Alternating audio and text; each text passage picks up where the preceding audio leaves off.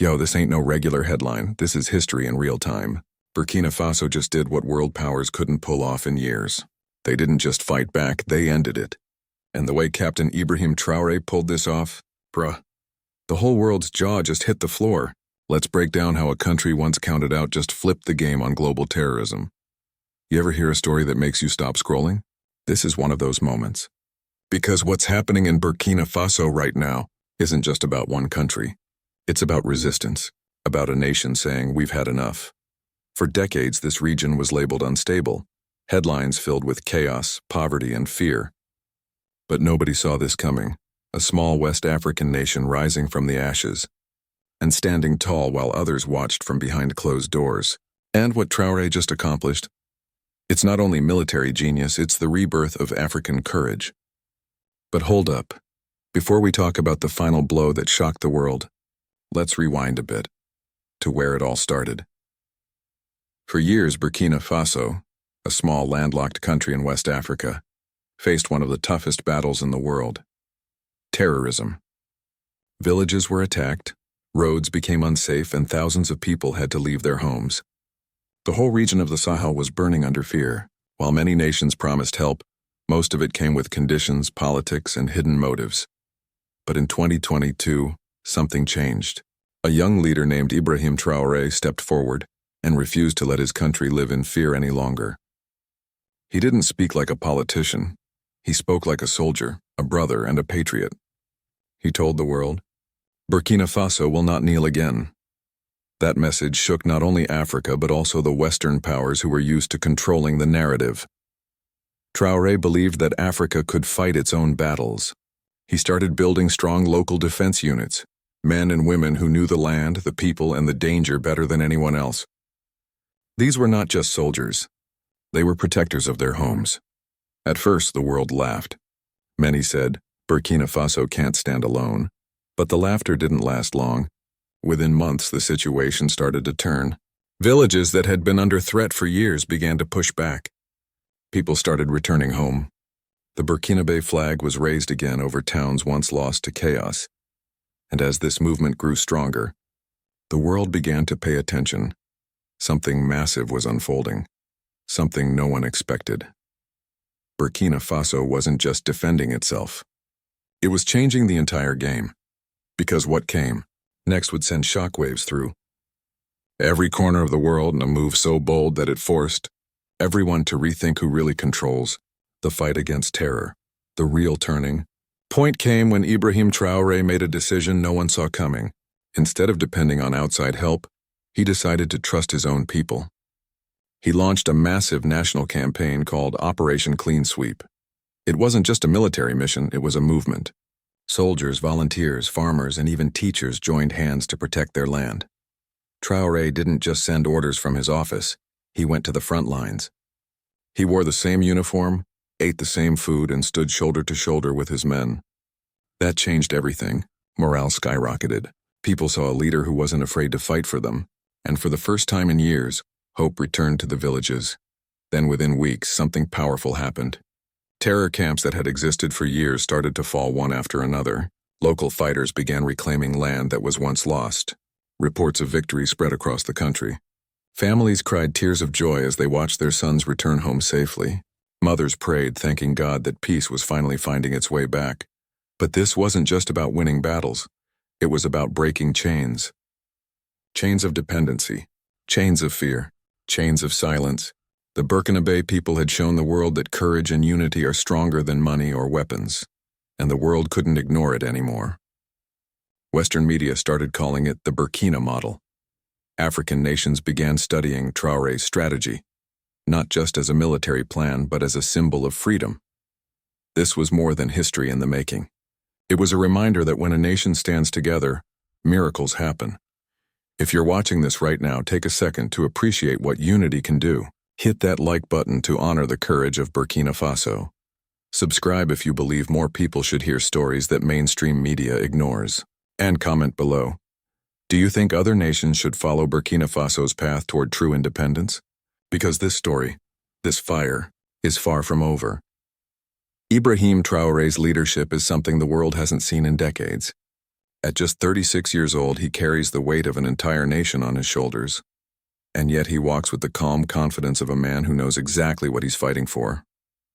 Unlike many leaders who rule from behind closed doors, Traore leads from the ground where the dust rises, and the people's pain is real. He doesn't wear expensive suits or hide behind fancy speeches. He wears his military uniform, stands among his soldiers, and speaks to them with honesty. When he talks, people listen, not because they have to, but because they want to. He tells them, "We are not fighting for power. We are fighting for dignity, for the right to live free." Under his leadership, discipline and unity have become the backbone of Burkina Faso's defense. Traore restructured the army, created special community defense units, and gave local fighters proper training and respect. He believed that when you give people trust and responsibility, they rise higher than you can imagine. But what really sets Traore apart is his humility. He doesn't see himself as a savior. He calls himself a servant of his people. Even during moments of victory, he reminds everyone that this fight belongs to the nation, not one man. And that's what makes him dangerous to his enemies, and inspiring to millions. Across Africa, young people see Traore as proof that leadership isn't about age or wealth. It's about courage, purpose, and heart. They see him as the face of a new Africa, one that doesn't bow down or beg for help, but stands tall and fights for its own destiny. And maybe that's why the world is watching so closely, and because deep down, everyone knows. A leader like this doesn't come often, because soon, the impact of Traore's leadership would ripple far beyond Burkina Faso, shaking the halls of power across the world. When the news broke that Burkina Faso had crushed major terror strongholds and reclaimed control of its own territory, and the world couldn't believe it. Western analysts who once dismissed the nation as too weak were suddenly speechless.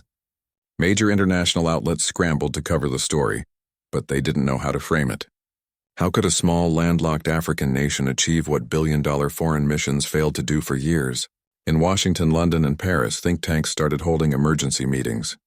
Reports were flying across desks asking the same question: how did Traore do it? For some, it was admiration. For others, it was fear. Because what Burkina Faso had just proven was far bigger than a military win. It was proof that Africa didn't need foreign powers to protect it. The shockwaves didn't stop there. In other African capitals, from Mali to Niger, Ghana to Senegal, leaders began studying Traore's tactics. They realized this wasn't just a national victory. It was a message. A message that real independence starts when you stop waiting for someone else to save you. Meanwhile, social media exploded. Hashtags like Unknown Burkina Rise and Africa Unchained trended for days. People from all over the world posted messages of support, calling Traore the Lion of the Sahel. Videos of soldiers raising the Burkinabe flag went viral, capturing the hearts of millions. But behind the celebration, there was tension too. Some Western officials quietly expressed concern about Burkina Faso's new direction, not because of instability, but because it was too independent, too confident, too free. Burkina Faso had done what many thought was impossible. It changed the balance of power.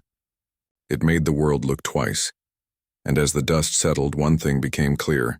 This was not just a victory on the battlefield. It was the beginning of a new era, because when the world tried to understand what this victory truly meant, they realized it wasn't just about defeating terrorism.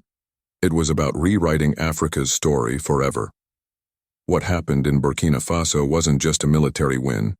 It was a symbol of hope, courage, and rebirth for an entire continent that had been told for generations it could not stand on its own.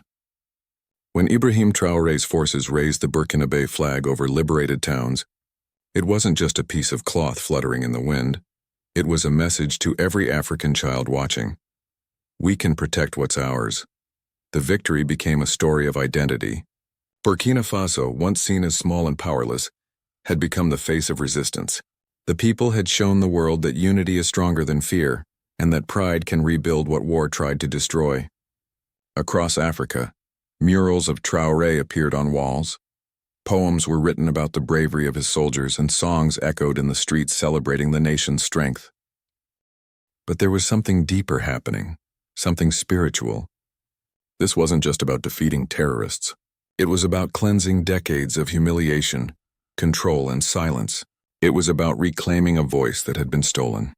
And that's why people across the continent felt connected to Burkina Faso's story. Because it wasn't just their victory. It was Africa's victory. As dawn rose over the Sahel, with golden light spreading over the land, people stood taller. Children smiled again. Farmers returned to their fields. Markets reopened. Life began to breathe again, and the message was clear. The fight was not just for freedom. It was for dignity, because this new dawn wasn't the end of the story. It was the start of a movement that could inspire every nation still struggling to find its strength. What happened in Burkina Faso is more than a chapter in history, and it's a lesson for the entire world. A nation that was once ignored, underestimated, and left to struggle alone rose with courage and unity. They didn't wait for help. They didn't bow to fear. They took control of their destiny, and in doing so, they reminded the world what true strength looks like. The moral here is powerful and simple. When people believe in themselves, no force on earth can break them. You don't need the biggest army or the richest allies. You just need heart, purpose, and the will to stand tall when everyone expects you to fall. That's what Burkina Faso has shown us. This isn't just about war. It's about leadership. It's about a generation that refuses to be controlled, a leader who refuses to be silenced, and a nation that refuses to live in fear.